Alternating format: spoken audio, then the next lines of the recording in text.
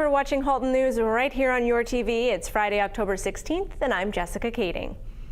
Taking a look at our current COVID-19 numbers in Halton, there were 23 new cases reported in our region since yesterday. Breaking that down, that's 83 cases that are active in Burlington, 80 in Oakville, 38 in Milton, 13 in Halton Hills. An additional death brings our total in Halton to 30 lives lost due to COVID-19. There are currently 7 in hospital, 1 in Joe Brant, 2 in Oakville, 3 in Milton, and 1 in Georgetown. For those of you whose employment has been affected by COVID-19, Burlington's Karina Gould explains some of the new measures coming into effect this week.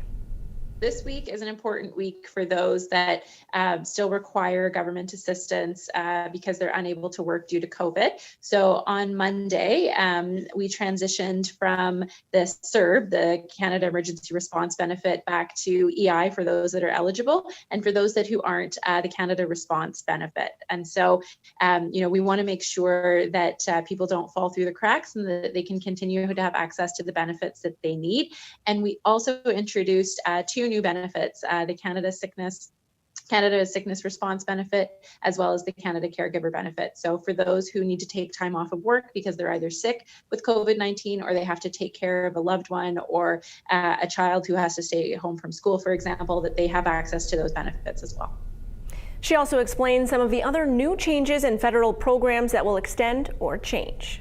We also announced recently that we'll be extending the Canada Emergency Wage Subsidy, as well as changes to the Rent Relief Assistance Program. So we recognize that the rent relief that came out in the spring and summer in collaboration with the provinces and territories was tricky for some businesses. I've talked to a number of small businesses in our community who were able to take advantage of it, but I've also talked to others for whom it didn't work because their landlords didn't want to participate in the program. So the Minister of Finance has committed to introducing legislation in short order to make sure that we are getting rent assistance to businesses who need it. And what will be different about the program this fall as opposed to the one in the spring is that it'll go directly to tenants, to small businesses, to make sure that they have access to the supports that they need, because we really want to make sure that we're doing everything we can to bridge small businesses through the pandemic over to the other side, because we want to continue to see them be successful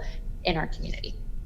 The federal government and Canada's Chief Medical Officer of Health recently released new modeling to try and show what the future cases of COVID-19 could look like in Canada with and without certain measures being taken. MP Gould explains the importance of such modeling. Yeah, so when it comes to modeling, this shows us what the trajectory could look like if we continue with the behavior that we have at this point in time. And so what the modeling shows us is that if we don't take these interventions, what the situation could look like in a couple of weeks. And so remember that COVID-19 has an incubation period of up to 2 weeks. So the actions that we take today will be reflected in the next 2 to 4 weeks. And so that's why, putting that modeling out is really important to give people a sense of what could happen on the horizon.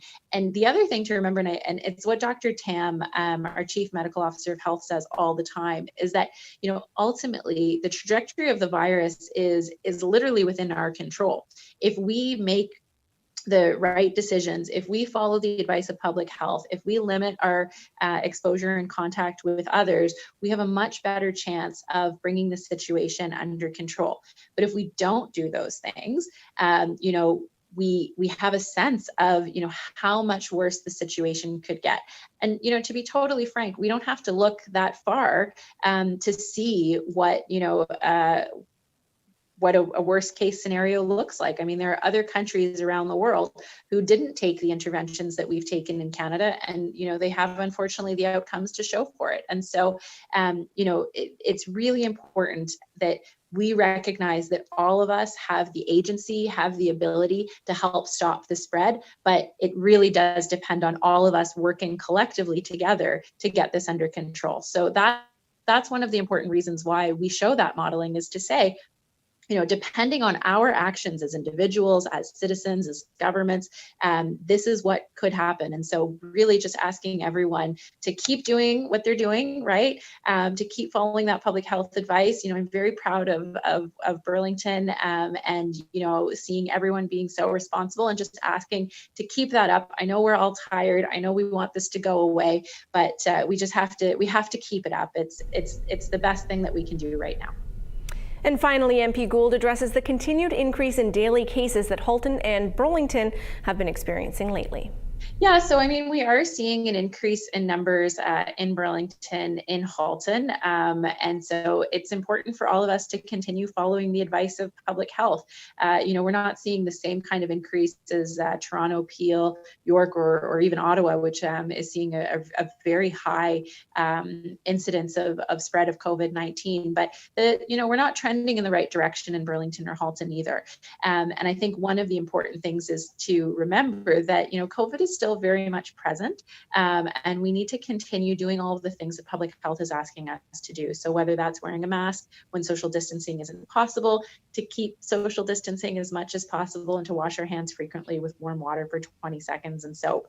And I think one of the things that happened, Jessica, if I can be, totally honest, is that things started to feel a bit more normal by the end of summer, with around Labor Day. And I think people let their guards down. And, we need to remember that COVID is present, and we need to do everything we can to protect ourselves and to protect our loved ones.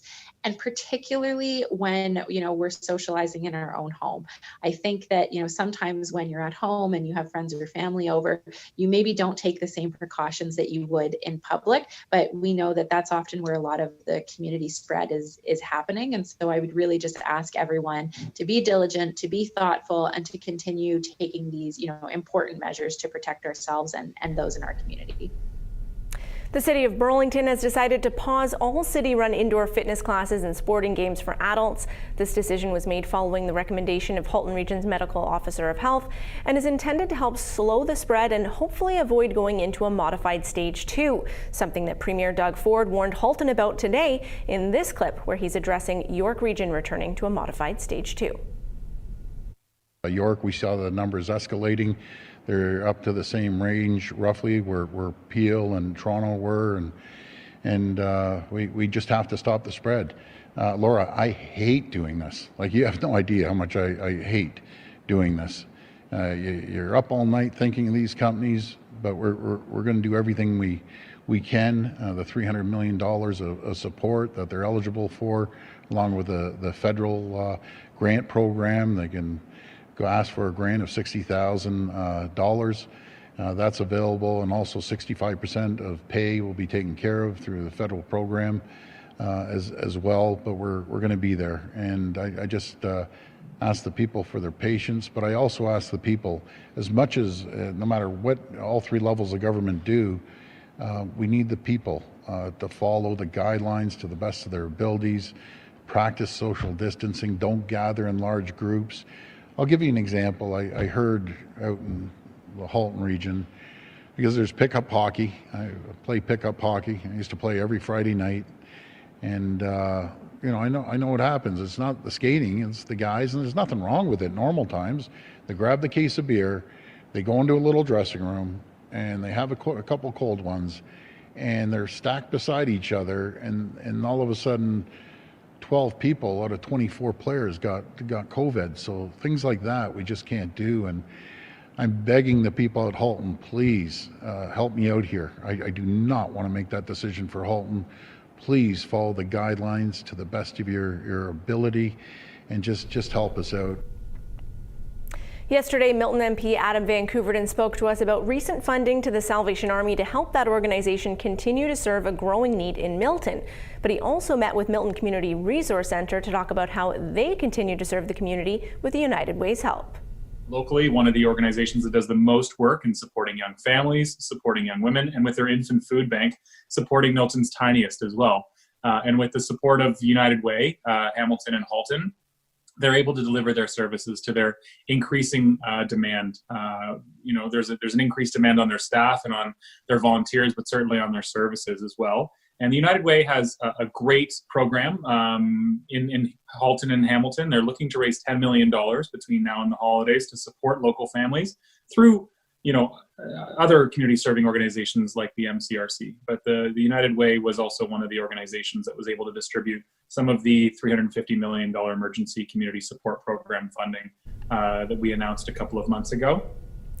On Wednesday, we spoke with Halton Hills Fire Department Deputy Chief Bruce Morrison about what they're looking for in part-time recruits. And today we took a look at the men and women who have answered that call in Kilbride. Nikki Wesley reports. When Volunteer Lieutenant Jordan Bradburn graduated from high school, he planned to be a professional firefighter. But then life goes on and things happen, and I've now got a couple of businesses, and volunteering is kind of one of those ways that I'm able to stay in the fire service, which is something that's always interests me.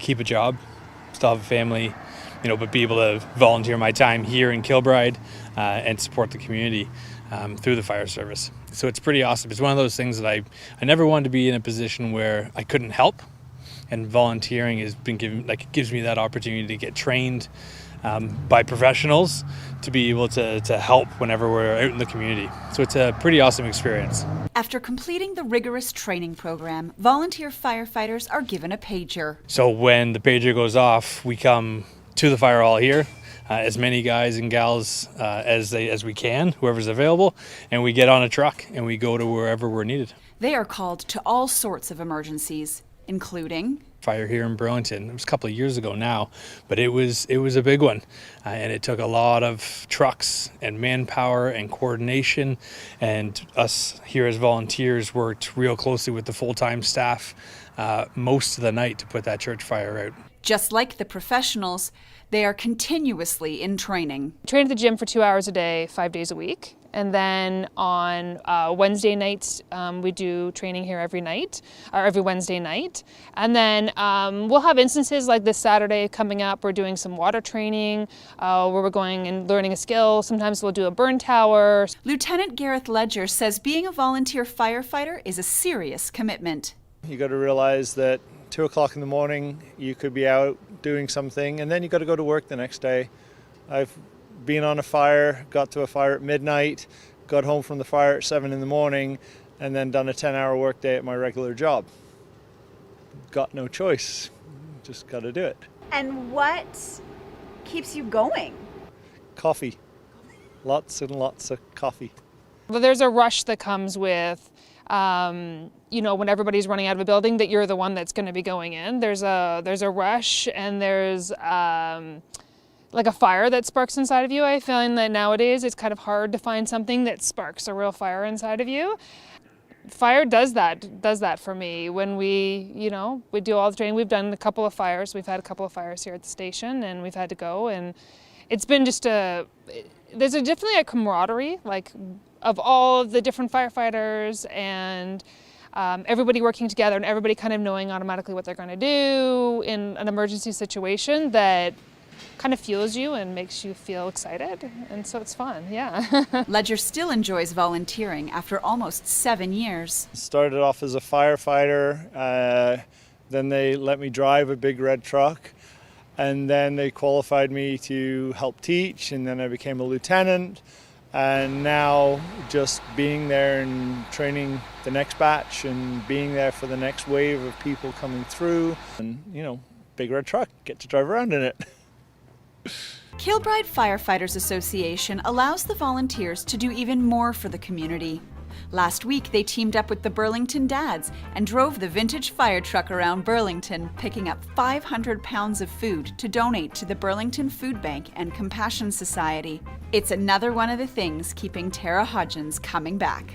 Halloween nights usually here, we decorate everything up and do Halloween candy handouts, which we're going to do something a little different this year, where we're going to be bringing candy to the school. It's already been organized, just because we can't hold the Halloween this year because of COVID.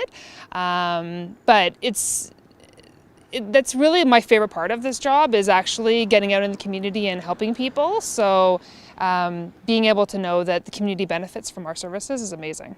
Helping people, being there for people, holding people in your arms. It's kind of awesome to know that you made a difference in a ton of people's lives.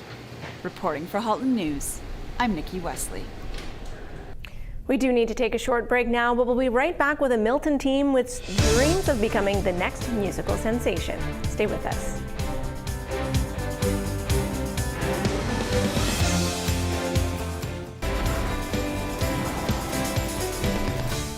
Welcome back to Halton News. Up now, we have a Milton teen who dreams of becoming the next musical sensation. Melissa Candelaria has that story. I hear a lot about sinners. I don't think that I'll be a saint. This is Arav Raj, 16-year-old Miltonian working on his dream of becoming a professional musician. Going by the stage name Lost, Arav belts out a new cover weekly on his YouTube channel. He says he's loved performing since he was little. I've been doing performing arts since I was about 5 years old. Whether it be like modeling or like dancing or singing, like, you know, in small places. I was always doing it. And I moved to Dubai about 3.5 years ago. And once I got to Dubai, I definitely picked up way more doing performing arts. I was doing the musicals at school, the music course at school. I was doing all these different things, and all these things built up to me, making me want to do it more. So much so that he's ended up collaborating with one of his idols on a new song he recently released. All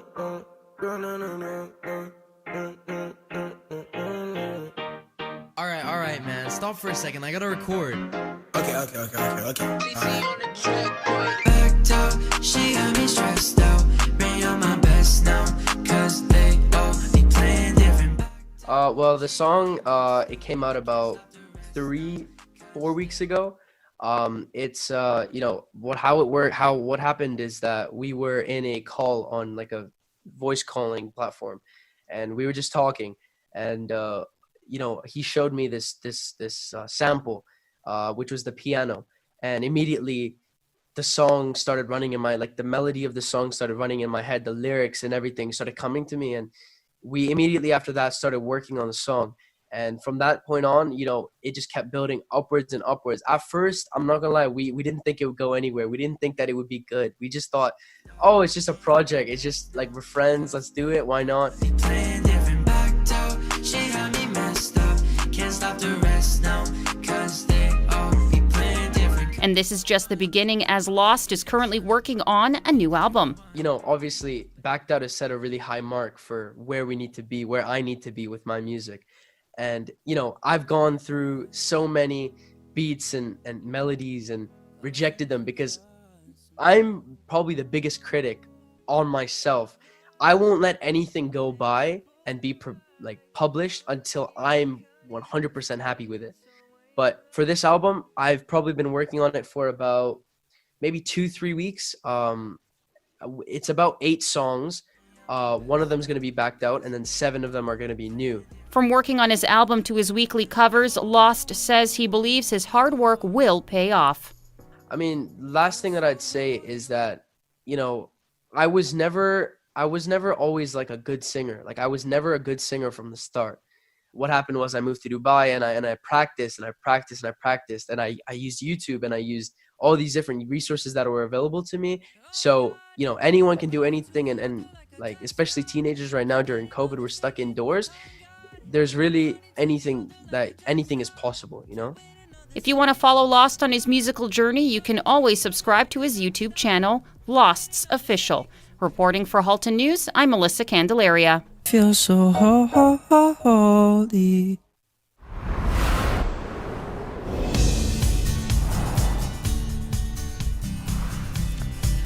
Another beautiful fall day out there today as we look into our 5-day weather forecast. Lots of clouds ahead, but Saturday, full sun, not a cloud in the sky, reaching 13 degrees as our afternoon high.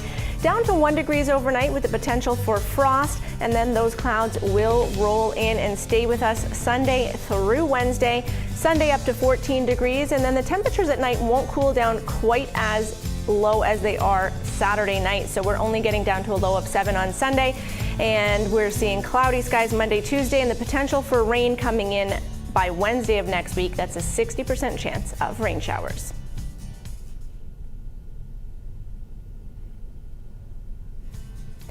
And now a look to how some of Halton's top companies performed on the markets today.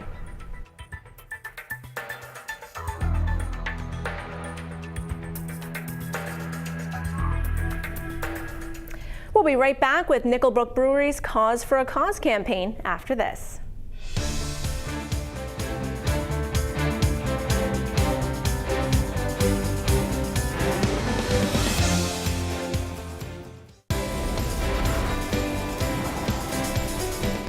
Thanks for staying with us here on Halton News. I'm Jessica Kading.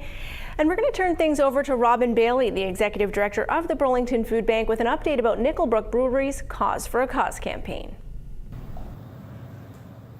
Hi, this is Robin Bailey, and I'm the Executive Director of the Burlington Food Bank. I'm here with Jen from Nickelbrook Brewery, and Nickelbrook has been doing their Cause for a Cause for us throughout this month, but they also have another great promotion that they're doing right now.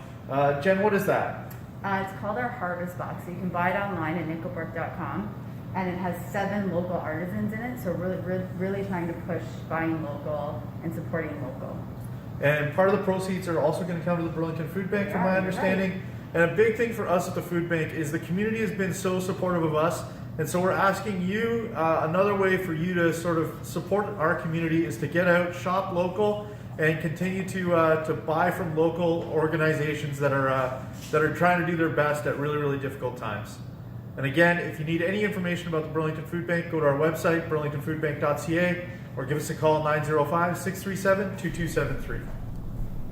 Taking a look now at some events happening in our region, there will be a sports equipment drive to help children in remote First Nation communities who lack access to sporting programs and equipment. If you have gear that you can donate to the 11th Annual Community Sport Equipment Drive in partnership with the Ontario Provincial Police, you can drop it off on Saturday between 9 a.m. and 1 p.m. at 3364 Harvester Road in Burlington. For those of you looking for things to do this Halloween, you should know that Charity Haunted House will be complete with a yard display, a maze, and a haunted garage walkthrough. Donations will be collected at the door and go to support the Kidney Foundation of Canada. Team Garber's Charity Haunted House will be open Halloween night from 2 to 10 p.m. in Milton at 1086 Mayhem Way.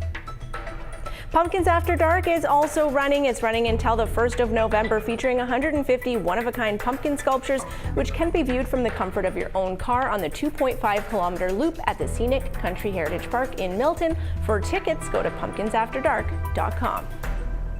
Thanks for being with us tonight. We'll be back Monday night live at 5. Until then, Melissa Candelaria has your weekend edition. For Halton News, I'm Jessica Kading.